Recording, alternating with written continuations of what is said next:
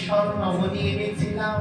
বলে ক্ষীরসর নবনী পরেও খেতে পারবো, কিন্তু তোমার এই বাৎসল্য প্রেম আমি পাবো না, কারণ আমি যে প্রেমের অভুক্ত, আমার যে অন্তরে প্রেমের ক্ষুধা পরিপূর্ণ হয়ে আছে।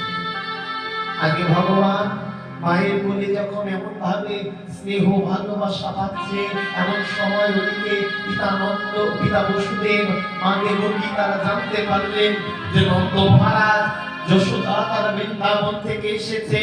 ছুটতে ছুটতে এলেন। বসুদেব দেবকী কোথায় পিতা নন্দ, কোথায় মা যশোদা? এই ভাগ্যবতী মাকে আমি একবার দেখতে চাই, যে ভাগ্য আমার জীবনে হয় নাই। দেবকী আজকে বলছেন মা যশোদাকে দেখতে চাই, কারণ আমি কোনোদিন যশোদাকে চোখে দেখিনি, শুধু শুনেছি। আজকে যশোদাকে দেখবার জন্য দেবকী ছুটছে।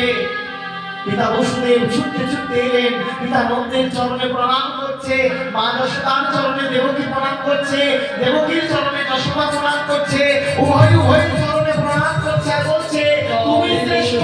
ও বলছে তুমি শ্রেষ্ঠ, নিনাই গৌর হরি হরি